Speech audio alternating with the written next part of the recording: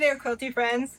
It's Christine here from the Quilters Retreat. In our last Quilters Tech video, I showed you how to take an image you already had and turn it into a fabric panel that you can use for your quilt using Canva and Spoonflower. But what if you don't have the perfect image? Or what if you want to create something new? If you're like me and your drawing skills are not fantastic, AI tools can help fill that gap. They take the ideas that are in your head and turn them into an image that you can use for printing on fabric or for other purposes. Quilter Tech,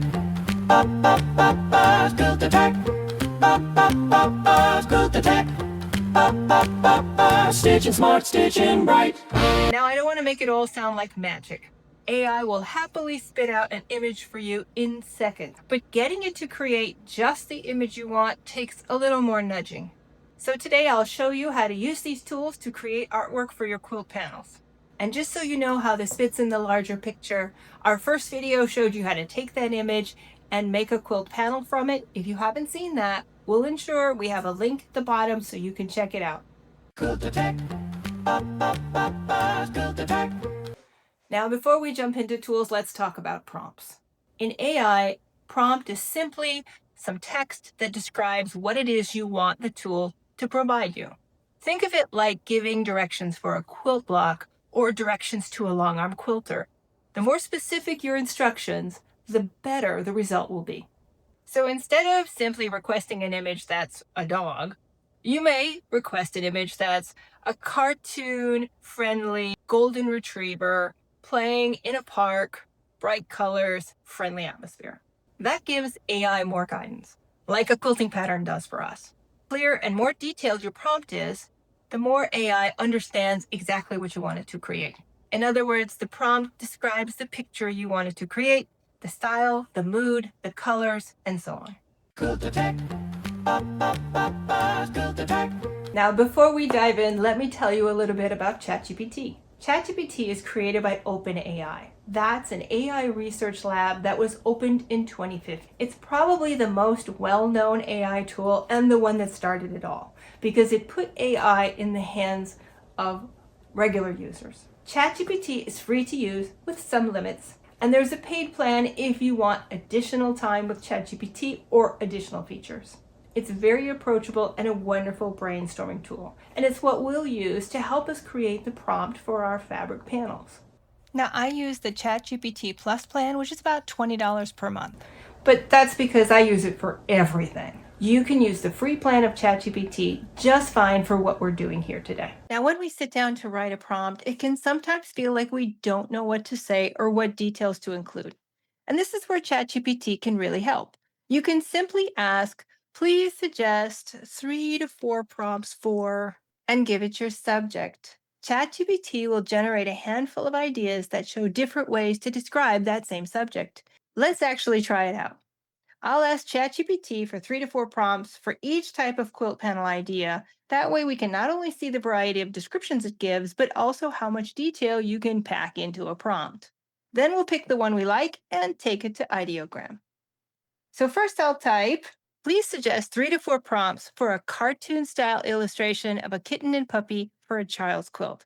My experience is that it helps to tell it what's the age of the person that you're targeting for this particular quilt panel. That really helps it come up with the right style. So we'll just enter that. And you can see it responds very quickly and gives us 4 very nice prompts. And you can see they're all a little bit different. This one has a cartoon-style kitten and puppy sitting side by side, both smiling with big round eyes, surrounded by soft pastel stars and hearts, simple outlines, soft colors, perfect for a children's quilt. And you can go down, and each one's a little bit different. Our outdoor adventure has them chasing butterflies in a grassy field, and of course, a balloon ride has them sitting together in a hot air balloon. Personally, I love the balloon ride idea, so I'm going to copy this and we'll use it in our prompts for Ideogram. Let me show you a different one. Now we're going to ask for prompts to help us with a teenager's quilt. Everybody now knows I'm into sea turtles lately, so let's use that one. Please suggest 3 to 4 prompts for a vibrant ocean scene with sea turtles for a teenager's quilt. So now we're targeting that teenager. And here's what it comes back with. We have underwater glow. It's a cartoon style ocean scene. We have the sea turtle journey, which is a little bit more realistic. Sea turtles swimming upwards towards sunlight. The tropical reef looks really fun and dynamic. And also the ocean mandala vibes. And so I like this one. So I'm going to go ahead and copy this. Now, since we're going to use Ideogram and it's great at incorporating text into the image, let's try a prompt that requires some text. So we'll ask, please suggest 3 to 4 prompts for a realistic Red Robin and farmhouse scene for an adult quilt panel. Include an inspirational saying that's appropriate for the image. And here's what it provides.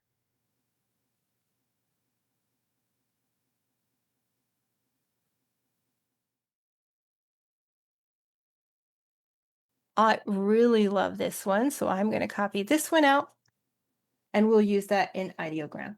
Quilter Tech. Quilter Tech. Now, before we dive into Ideogram and start making these images for our quilt panel, it's important to talk about aspect ratio. Aspect ratio is simply the relationship between the width and height of your image. A square is 1 by 1. A rectangle that's taller than wide might be 4 by 5. For quilting, we want to print a panel that fits in 1 yard of fabric for Spoonflower. The finished size is 42 inches tall, 36 inches wide. If you reduce that, it's roughly a 6 by 7 aspect ratio, a little taller than it is wide. Most AI tools, as of now, don't offer 6 by 7 exactly, but 4 by 5 is close enough, and that's something that's supported by Ideogram. Quilter Tech. Quilter Tech. So today we're going to use Ideogram. Now, when you bring it up on the search screen, there's a whole lot of things that look like they're Ideogram, but they're not. We're looking for this one, ideogram.ai. So we'll click on that, or you can type it into your browser, and this is Ideogram. Now, if we don't have an account already, we do have to create one in order to be able to use the Ideogram experience. And again, this is really simple. You can connect with Google, with your Apple account, or with your Microsoft account. Now, once you log into Ideogram, you can look at the lower left-hand corner of the screen and you'll see how many credits you have. Again, you're on the free account, so you will be limited in the number of credits that you have. We'll try a few prompts today so you can see how quickly we go through them. But of course, if you want more credits, you can always sign up for the paid account. What we have should be enough to get us started with the quilts we want to do. So I'm going to start with the first prompt that we got from ChatGPT. I can look at it now and see if I want to make any changes. I don't. It looks good. What I do want to change is the aspect ratio. I do want to make sure that I'm getting that 4 to 5 aspect ratio. And again, if you wanted a horizontal design quilt, you would just choose 5 by 4. And we're going to paste in the prompt that we got from ChatGPT for our first image and choose generate. Give it a minute. It's over here in the creations button.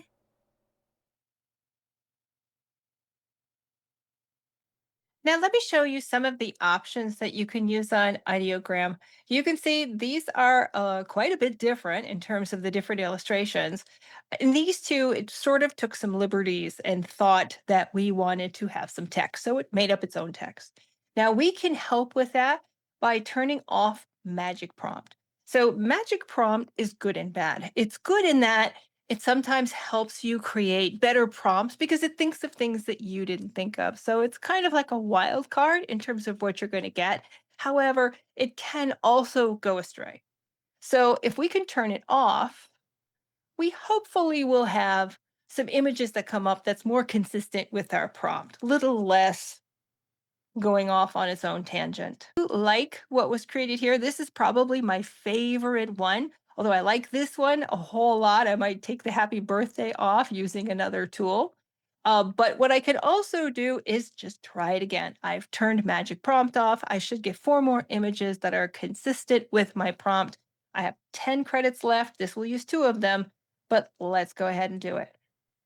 Now, I often think about AI image generation as a slot machine. You're basically pulling the handle of the slot machine down each time. Things kind of roll and you see what you get. Sometimes you get lucky and it's exactly what you want. Other times, put another quarter in and pull the handle one more time and see how you can do. So it's given us four new images. These two are very much the same. These are a little bit different. And now we have eight to choose from. Of all of these, strangely, I really love this one, even though they're very similar. This one has a different kind of heart balloon, which I think is extra cute. So this is probably the one I would go with. So to download, you just click this button and you can download that image. Now it's yours. Now, the truth is, you can download all of them. You've made them, you've paid for them, or used your free credits for them. They're yours. Now we have 8 credits left. Let's try our other prompts. Our next one is our bold underwater adventure with our sea turtles. And again, I could choose to change this. I could put magic prompt back on. Usually, you'll get very different results when you use that. And we'll pull down on the slot machine handle.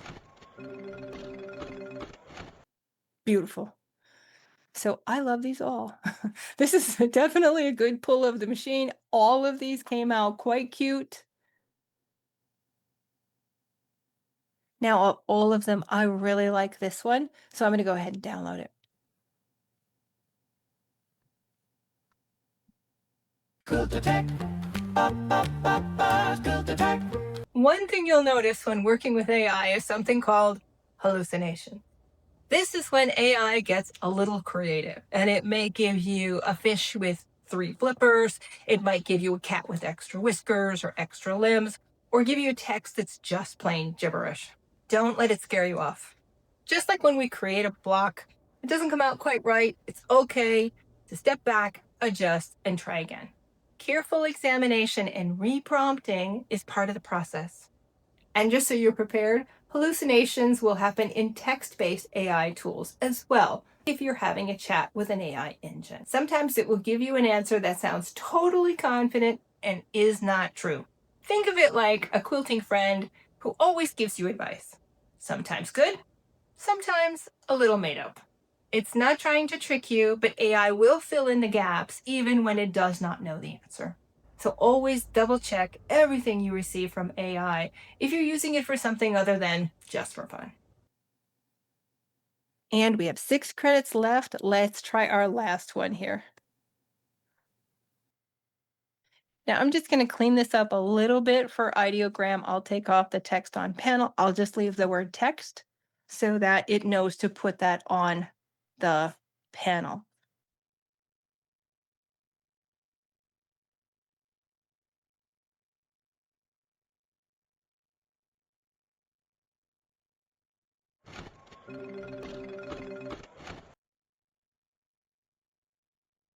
Now these came out beautiful. I have to say I love this one because it has the text here in this cute little sign. I think that's adorable. Now, if you had in your mind a more realistic, more of like a photo version of a red robin, you can modify the prompt and you can say photo realistic. And so this tells it we want something that's hyper realistic in terms of the image. The other thing we can do, and I often do it with text, is be more specific about the kind of text I want. So I can say, add the text, simple joys, endless blessings in a bold script font.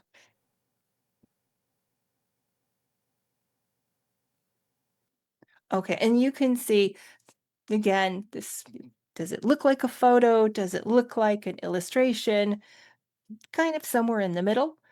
But I love the addition of the text in more of that bold font. I think it comes out much prettier. I think of all of them, this is my favorite. You could really see these beautiful apple blossoms and your robin, and the text is really quite simple, but it's bold enough that you can see it.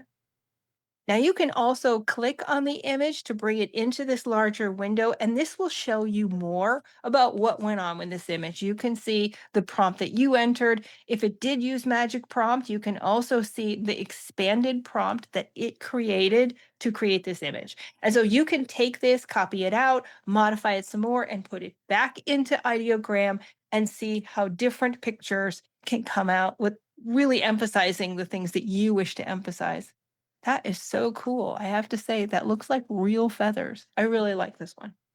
Now, there's a lot more you can do with Ideogram, but this gives you a really good idea of the types of things that you can do, what you can design, the images that you can create. Now, just a quick reminder, this video is part of a series.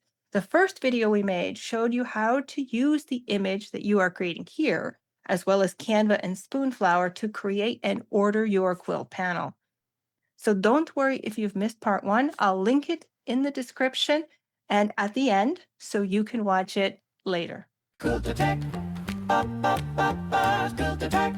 And that's your introduction to using ChatGPT to create prompts and Ideogram to create images. Now, after this step, I'll be doing more videos about how to use different AI tools to create your images and how to create your own quilt design. So be sure to subscribe so you don't miss them.